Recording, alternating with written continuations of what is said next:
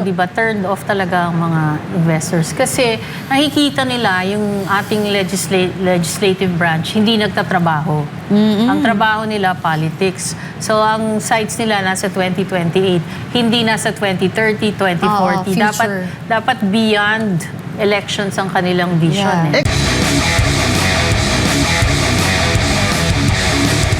Kailan mo ba, BBM, ipasuspend ang excise tax sa gasolina? Oo. Kailan mo ba ibababa ang VAT o kaya zero na? Hindi nga nila gagawin yan, attorney. Kasi nga may revenue target sila. Kahit Meralco bill dun may 12% VAT Kaya luging-lugi na po ang consumer na Pilipino, kahit po may kaya pa ng konti, hindi na makahinga. Yun ang sinasabi natin, the middle class is now the new poor. Correct. Actually, Miss Cora, yes. kunwari, naisip ko lang naman, okay ba na maging government-owned yung mga oil companies natin at saka yung Meralco? Kasi Hindi. kung makukuha, hindi rin, no? Kasi nga sa sobrang corruption ngayon, di ba, nanakawan din nila yan. Tapos, unang-una, saan sila kukuha ng pera para bilhin yung mga companies na yun? Yun nga. Tsaka kailangan din yan ng, ng legislation. Kasi, you have to create a budget. Okay, so dapat ang Congress, ngayon pa lang, kung gusto nila ng long-term solution ng ating energy sector, gumawa sila ng legislation. First on supply, yung tawag dito, controlled yung strategic petroleum reserve. Okay? Tama.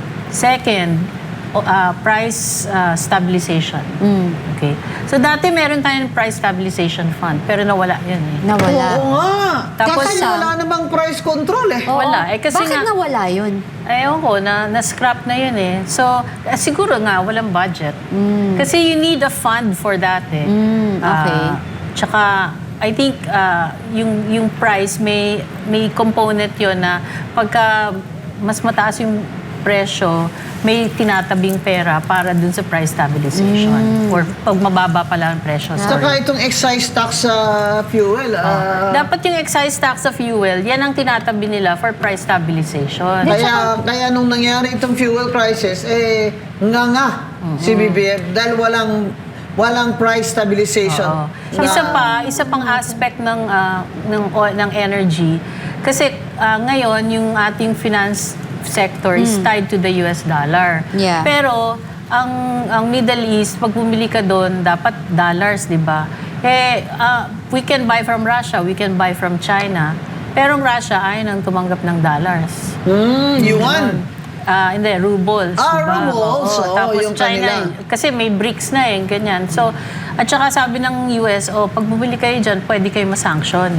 So, natatakot ngayon ng DOE na baka masanction tayo. Dapat yan, inaasikaso na ng Congress. Pagka may ganitong emergency, dapat we are free to negotiate on a bilateral basis with other countries so that we can diversify our oil supply. Kaya po talagang importante na ang Senado natin ay matatalinong mga tao at babae. Dahil napakalaki ng problema natin. Yung mga senador natin ay inaasahan natin na siyang magkokorek kung anumang kamalian dyan ng mga congressman dyan dahil masyadong political yung mga congressman dyan. At yung mga treaty, di ba, Ma'am Cora? Mga treaty ay nasa kapangyarihan yan ng Senado.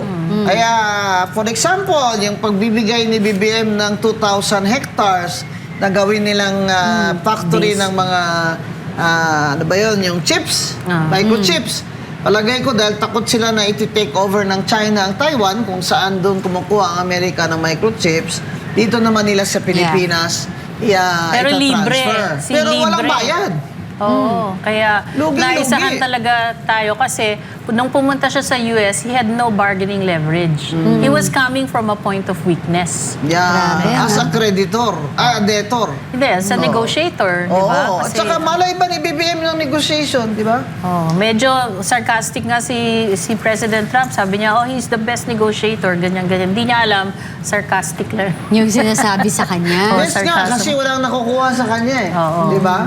Ay, yung Indonesia siya, hindi man lang pumunta, telepono lang. Kaya yung tariff natin, imbis na bumaba, tumaas ng 2 percentage Grabe. points from Bakit 17 naman to 19. BBM? Kung ang mga senador dyan, sana kinestyon nila yan. Nagbigay ka ng 2,000 hectares dyan, tapos walang kapalit? Paano ang tax dyan? Paano yung mga, ano ba yan? Kung may incentive ban, okay, to bring it in, ilan ang mga Pilipinong magkakatrabaho dyan? Baka naman 50-50, mga foreigners pa yung magtatrabaho dyan. Hindi po. Dapat po naman 70% Filipinos makapagtrabaho dyan. Ikaw Wala talaga. yung mga ganung detalya They don't talk Tsaka- about those details. Tago-tago nila. Ngayon lang Hindi. nga lumalabas yan Mother, eto na lang, simple na lang. Kasi yung sarili nga natin mga farmers, hindi pinoprotektahan. Yes, Tapos oo. hindi lang yun. May nabalitaan ako, even yung, di ba yung tabako, natin, naging export na. Dapat, okay tayo dito sa Ilocos, nawalan daw ng trabaho yung mga tao Wala from na there. neglect na talaga ang agriculture sector. diba? At tapos he was Secretary of Agriculture during his first and second year. kasi nandun ang karakitan Pati yung sugar smuggling nandun sa DA. Kaya yung control dyan sibuyas, di ba, tumaas Oo. to 700 per kilo.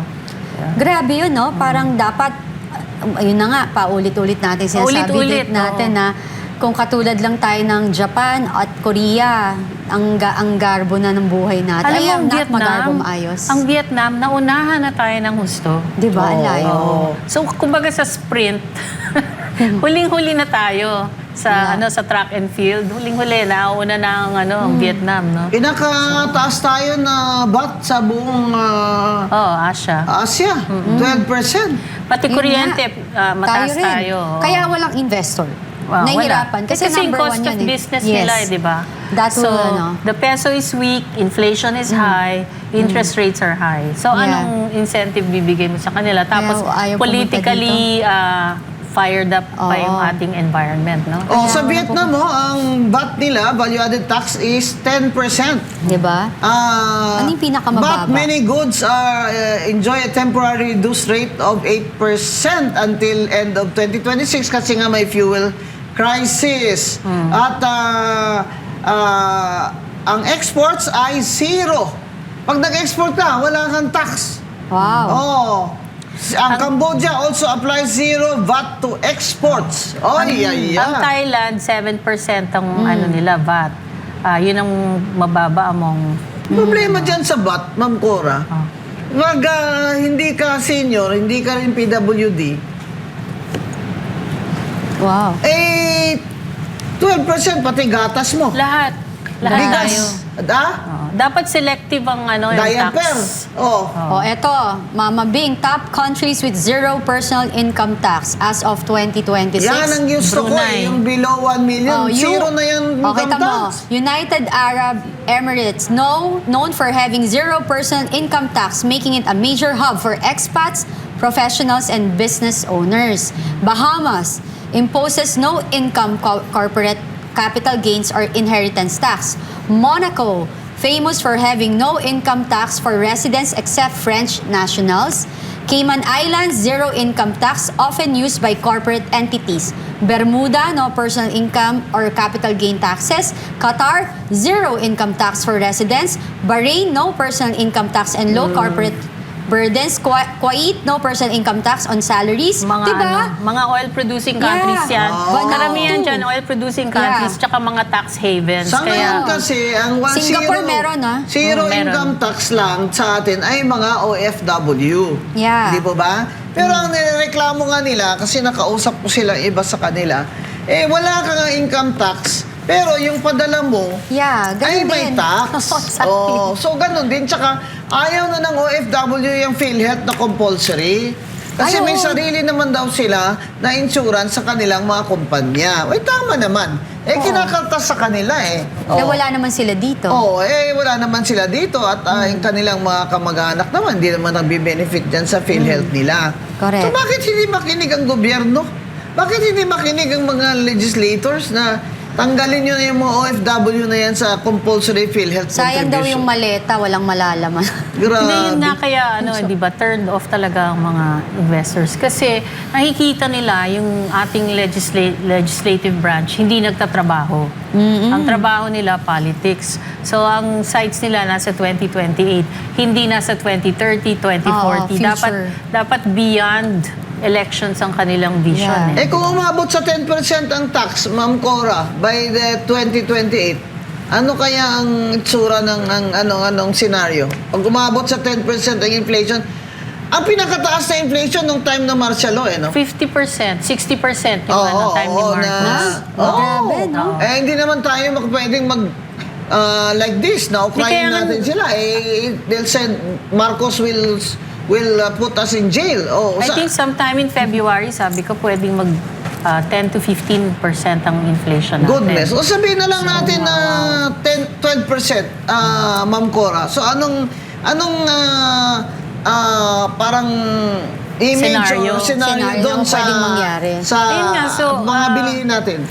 Siyempre, mataas Tataas. lahat ng bilihin, di ba? So talagang maraming magugutom. Second, maraming malilay off sa trabaho kasi magtitipid yung mga kumpanya eh. Correct. Di ba? Kasi yung cost of production nila mataas. Yun. So, wala na nga trabaho. Yung iba, mawawalan pa ng trabaho. So, paano na lang? Kailangan talaga, matuto tayo rin maging self-sustaining, no?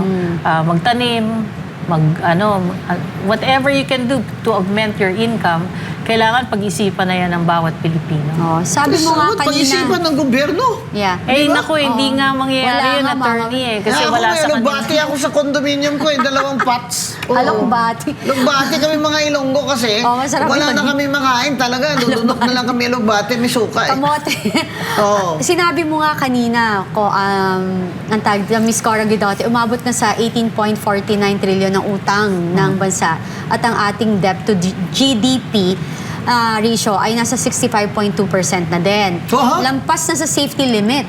So, sa ganitong sitwasyon, may sapat pa bang fiscal space and gobyerno para pondohan ng mga social services? Siyempre, kung tatanungin mo, hindi. O mapipilitan tayo magpataw ng mga Hindi. bagong Pero kung rules? mga congressman tatanungin mo, marami pang space yan. Marami pang space sa maleta. Ay, alam mo, nananawagan po ako dyan sa mga natin, mga ekonomista natin. Magsalita naman po kayo. Ako na lang Diba? nang ako yung Kasi sasalita. kawawa, alam mo, wag yun na lang isipin. Kasi eto kasi kagabi, when I was, bago ako matulog, kasi 2:00 na ako natulog, nagdasal ako, sabi ko, paano kaya naiisip ng mga government official natin na matulog ng mahimbing sa masarap na paghiga nila sa kama nilang masarap or komportable, tapos naka-aircon, kumakain ng masarap. Tapos ang feeling nila, very comfortable sila ngayon kasi okay yung buhay nila. Pero, after nila mawala sa posisyon, ang kawawa yung mga anak at saka apo nila kasi namarkahan na, nakorap, na mga walang hiya, lahat nakakainin. Pagdating ng panon, kaya ang daming nagsisuicide din yung pag nabully. Kasi hindi nila nakikita yung ganon. Tsaka mataas ang depression rate. Yes, ang taas talaga. Meron nga akong kilala lately she tried to take her life kasi nabudol siya sa Dubai. Nag-OFW, Oh pero my. nabudol. So pagbalik dito, kasi nawala yung Zero. pera niya. Oo. Ako nga kagabi, Back to zero. nag-post ako, sabi ko, grabe, nakaka-anxiety talaga to. Tapos sabi ko, yung sa post ko nga, pag nakita mo, sabi ko, buti na lang akong jowa, kundi kawawa. Kung na-anxiety ako. Grabe. Ito Kaya yung maraming sinasabi lumalabas ng- ng bansa.